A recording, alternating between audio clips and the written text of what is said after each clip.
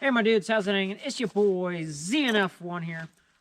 So today I'll be doing a survival tips video for the winter time, or just kind of more of a cold environment essentially.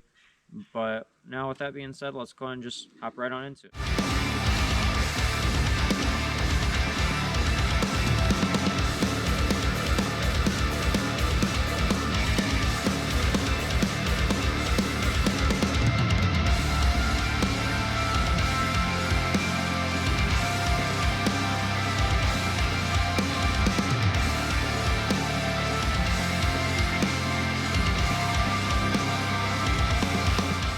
Now, in any survival or emergency situation, these would be the things you need to worry about: shelter, water, food, and fire.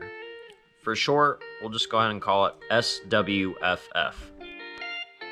Alright, so let's see what we got in a backpack that'll be helpful in these type of situations. So, material-wise, things we have in the backpack that are good: lighter, a ferro rod, and water bottle, always nice, and then got a knife to sit there and, strike the ferro rod with, and to help just like kind of cut stuff down or do any cutting that we might need. Next important thing you need would be layers. It's always good to have more layers, because the more layers, the more air there is around your body to breathe, and the more warm you're going to be. Currently I have 2 layers on myself for my jacket. We're going to add another layer of my long sleeve, long john piece here, which is extremely well because it'll keep you nice and warm in cold environments.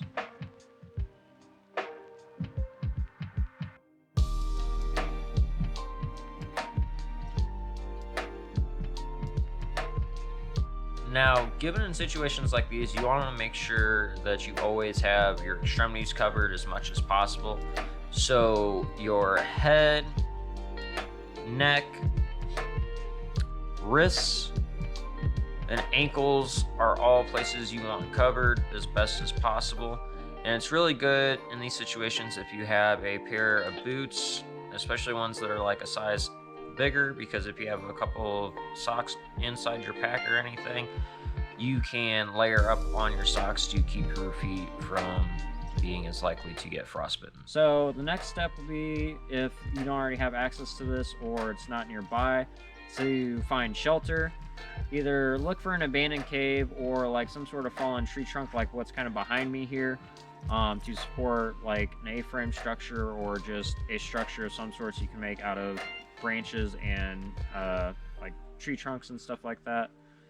And then if you have access to it, also find pine tree branches, because the pine needles are just like the pine tree branches, make a good like insulator kind of, or a better insulator, and just sticks by themselves, and they also can help keep a lot more moisture out.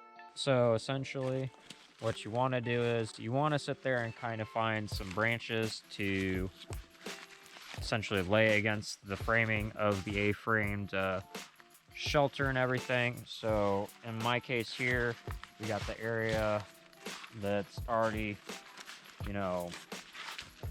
trunk that's already knocked down and everything, and then we want to find branches that are going to essentially fit with that, or like that are going to be at the height of where the peak of that shelter is, or the top. So we try to find sticks to make a roof for our shelter. So kind of stuff like this, where it's not too big, like decent log like this would be decent for it if you cut it and stuff like that, or you want to find branches that are thin enough that are just essentially going to work. This one wouldn't be bad, but it's also kind of covered in fungus and everything, so I mean, it still does the job either way. If you're in a dire situation, you want to be able to have it to where you're going to just have something to cover your head if it's like a storm or anything like that, or an emergency situation. To make branches that are long enough to fit as a roof piece for your fort, you can find long branches like this, and essentially what you want to do is find some trees like what we got here next to us and wire it in there to where you can get enough friction to just snap it, because it'll be on a leverage point, and once you bend it, it's got enough force and pressure there to just snap it like so, and then you got more pieces to make your roof with.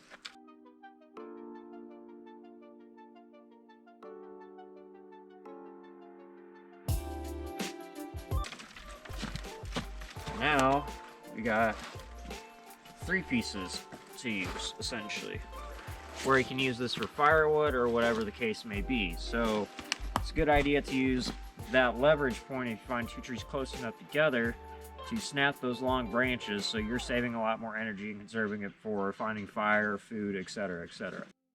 Now, essentially what you want to do is, once you have all the wood you need to make a shelter, given the circumstance, whether it's a log like this or a cave, you just want to make a wall for or covering, you want to essentially lay it up against it to where it's not going to fall or anything, and it's going to provide you enough like support, or enough support to the structure to where it's going to give you sufficient cover. Now, if you don't have access to a log like I do here, what you can do is essentially you take a stick with kind of like a sharp enough point and just stick it into the ground, and then you make a roof piece out of it, or like a structure, so to speak, to support a roof.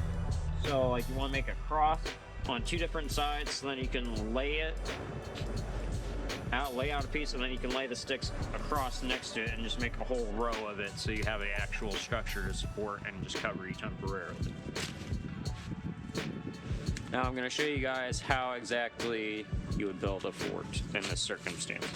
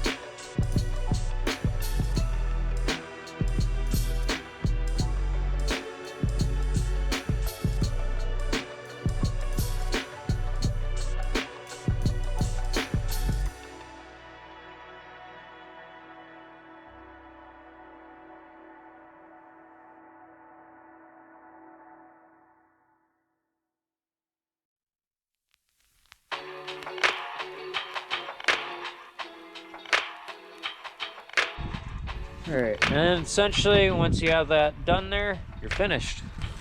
Now, once you have your shelter and everything situated, the next priority, and obviously one of the top priorities for a winter survival scenario, would be fire. So this would be where that ferro rod I was talking about earlier, or a lighter, would come really in handy.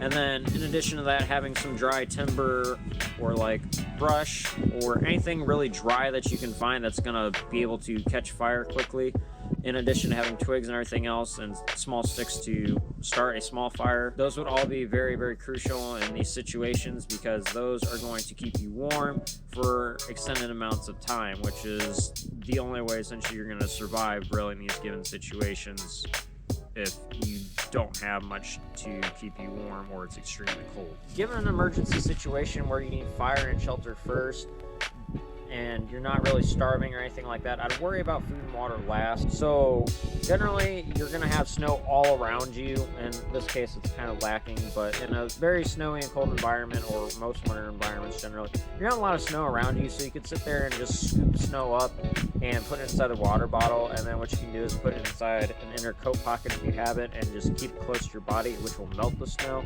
Or you can put it inside an outer pocket and just keep it close to your body because your body heat will melt it. And if you can't do that, you can also just pile up the water bottle in snow and put it next to the fire and like the source of heat that's getting the most fire, or like heat from the fire, and that will help to melt the snow over time eventually. Now if you really want to as well, you could also sit there and put the water into a cloth, or like put a piece of cloth over the neck of the bottle to filter out anything you might want. But quick mention, anytime you're going to be drinking water from snow, it does lack a lot of minerals that you generally would have in the water we drink in current day society. So it's generally not safe to drink over a liter a day if you can help it. Now, if you don't happen to have a gun or bow or like a tool, like a fishing rod to hunt with, there are other ways you can get food sources from nature and everything like that around you. Pine trees and yellow/black birch trees have edible inner bark. This is a part of the cambium layer, which is right before the wood, and that's chock full of vitamins and stuff like that, which are good and nutritious for you. Another quick mention, pine needles are actually really good in tea. You don't want to boil this because it'll take out all the minerals and everything that are in it, and it's chock full of vitamin C, which is good for boosting your immunity. Now, if you guys really did enjoy this video, please don't forget to like and comment and subscribe. It really does mean a lot to me whenever you guys do, and it shows me what all you guys are enjoying. If you guys really did like this video and would like to see more, please don't forget to leave a comment down below. That being said, I do hope that you guys have a good rest of the day, and please don't forget to live long and prosper, and take care of peace, my dudes. See ya!